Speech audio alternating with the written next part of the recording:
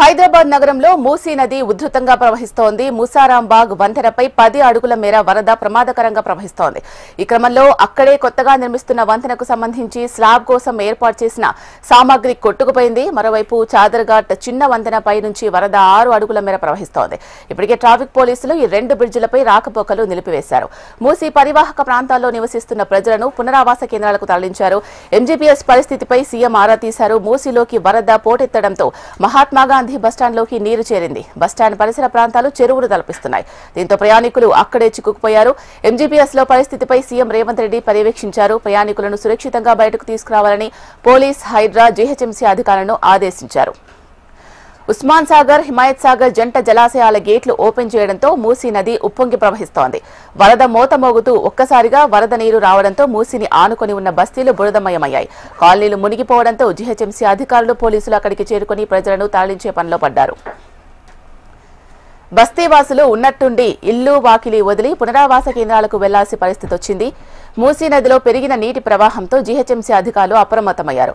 లోతట్టు ప్రాంతాల్లో నివసిస్తున్న 1000 మందికి పైగా ప్రజలను తాత్కాలిక పునరావాస కేంద్రాలకు తరలించారు. క్షేత్రస్థాయిలో పరిస్థితిపై ఎప్పటికప్పుడు అధికారులతో సమీక్షిస్తున్నారు. శంకర్ నగర్ ఏరియాలోని షహజాదీ మసీదులో దాదాపు 500 మందికి పునరావాసం ఏర్పాటు చేశారు. 150 మందిని మలక్పేట్ సర్కిల్లోని మూసానగర్ కమ్యూనిటీలో హాల్కు చేర్చారు. అంబేద్కర్ నగర్, దుర్గానగర్లకు చెందిన 45 కుటుంబాలను లంకా ప్రభుత్వ స్కూల్కు తరలించారు. 32 మందిని గోల్నాకలోని కృష్ణానగర్ కమ్యూనిటీ హాల్కు చేర్చారు అధికారులు. భూలక్ష్మి టెంపుల్ ఏరియాలోని మరో 55 మందిని జీహెచ్ఎంసీ కమ్యూనిటీ హాల్కు తరలించారు.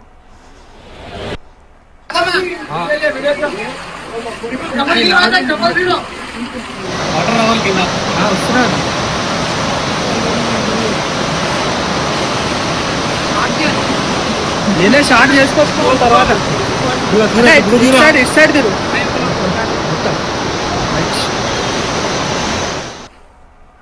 Due to heavy rains in the Vikarabad district and some parts of the Mahbub Nagar, Musi river flow is very high. At present, 35,000 of cusecs water is flowing in the Musi river. Almost 100 feet road totally waterlogged, and we stopped traffic from both from Purana Pool X road and Atapu, and also the Chota bridge of Chadarghat is also. Chadarghat people are bending the road. Actually, Chota bridge is totally inundated, and also Musarambag bridge is also inundated. पूरा traffic ये सुल्तान बाजार कोटी से आ रहा है. इधर traffic वो diversion लेके आजमपुरा, चादरगढ़ से मलकपेटा, दिलसुख नगर ले रहा हूँ, और इधर ट्रैफिक पूरा शिवाजी ब्रिज से डाइवर्शन करके चादरगढ़ से दिलसुख नगर जाता.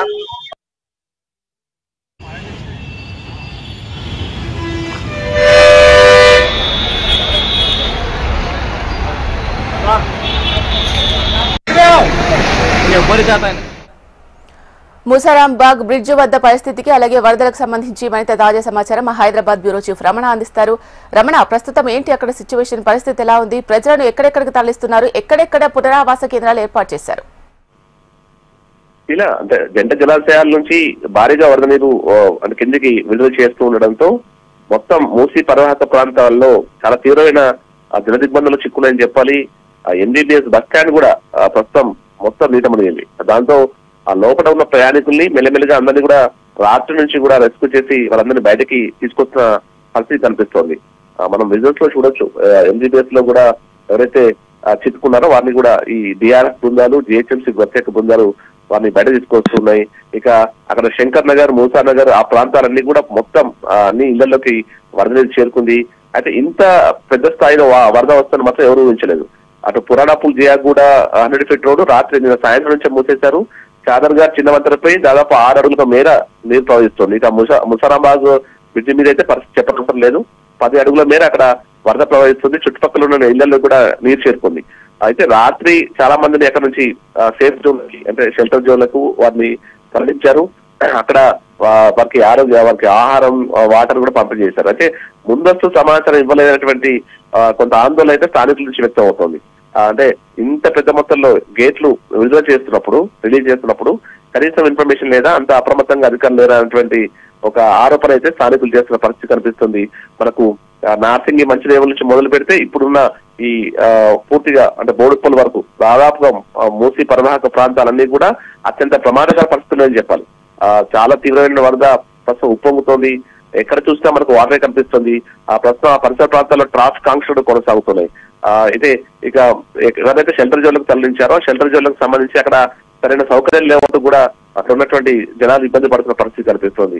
అయితే 45 సంవత్సరాల క్రితం ఈ స్థాయిలో వరద వచ్చింది.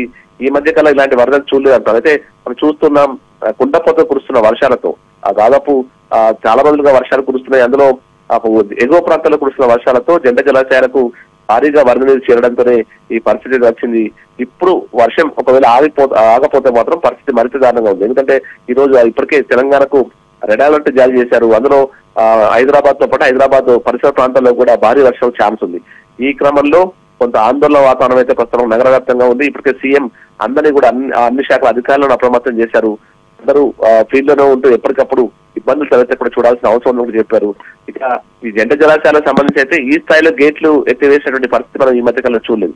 చాలా దారుణంగా ప్రస్తుతం అక్కడ వరద ఉదుతుంది. పూర్తిగా ఎటు చూసినా మనకు అక్కడ వరదే కనిపిస్తోంది. అది మనకు ట్రాఫిక్ మీద కూడా దాదాపు దీని ఎఫెక్ట్ ఉండే అవకాశం ఉండదు కాబట్టి ట్రాఫిక్ ఆంక్షలు కూడా కొనసాగుతున్నాయి. ముఖ్యంగా ఇటు చాదర్ ఘాట్ ఈ పరిసర ప్రాంతాలకు సంబంధించి వాహనదారులు వేరే ఇతర ప్రత్యామ్నాయ మార్గాలు కూడా ఏర్పాటు చేసుకోవాలని చెప్తున్నారు. ఇక NJABS బస్ స్టాండ్ సంబంధించి అయితే ఎందుకంటే దసరా కాబట్టి అందరు ఊరెళ్ళేటువంటి ప్రయాణికులు ఉంటారు. చాలా మంది ప్రయాణికుల కంటే ముఖ్యంగా జూబ్లీ బస్ స్టాండ్ కి కొన్ని షిఫ్టింగ్ చేశారు. ఆ తర్వాత ఇప్పుడు ప్రస్తుతం అయితే బస్సులో అయితే ఎలాంటి అనుమతించేది లేదు కాబట్టి ప్రయాణికులకు సంబంధించి సూచనలు చేస్తున్నారు.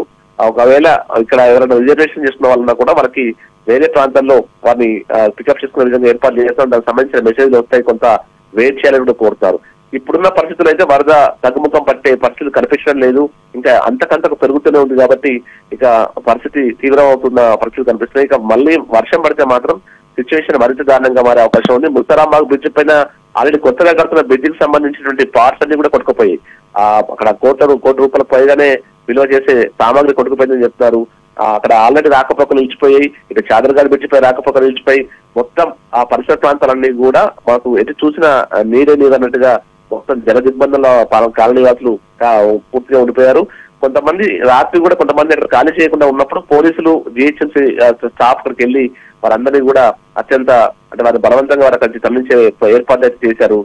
అందరినీ సేఫ్ జోన్ గా తరలించారు. ఇప్పుడు ఆ పరిస్థితి ప్రమాదం అయితే లేదు. కానీ వచ్చే మరికొన్ని గంటల్లో వర్షం పడితే ఇంకా ఈ యొక్క వరద తీవ్రత ఇంకా ఎక్కువ పెరిగి అప్పుడు మరికొన్ని కాలనీలు కూడా నీట మునిగే అవకాశం ఉన్నటువంటి వార్తలు వస్తున్న నేపథ్యంలో GHMC అధికారులు ఆల్రెడీ అప్రమత్తమై అక్కడున్న కాలనీలు మరింత మందిని కూడా అక్కడి నుంచి తరలించే ఏర్పాటు ప్రస్తుతం చేస్తున్నారు. వారికి మాట్లాడి వారిని అక్కడి నుంచి తరలించేందుకు ప్రస్తుతం ఏర్పాటు చేస్తున్న పరిస్థితి కనిపిస్తుంది. మనకు మొత్తం మూసీ పరివాహక ప్రాంతం అంతా ప్రస్తుతం అలాంటి సిచ్యువేషన్ కనిపిస్తుంది. చాలా వరద ప్రవాహం అయితే తీవ్ర స్థాయిలో ఉన్న నేపథ్యంలో అధికారులు అయితే పూర్తి స్థాయిలో అప్రమత్తంగా ఉన్నారు. ఇప్పటికీ రాష్ట్రం నుంచి కూడా అటు DRF, GHMC మొత్తం అన్ని రకాల విభాగాలకు సంబంధించిన అధికారులంతా కూడా అక్కడ ఫీల్డ్ లోనే ఉండి ప్రస్తుతం అక్కడ ఏర్పాట్లు చూస్తున్నారు. ఉషిదా. రైట్. Thank you Ramana.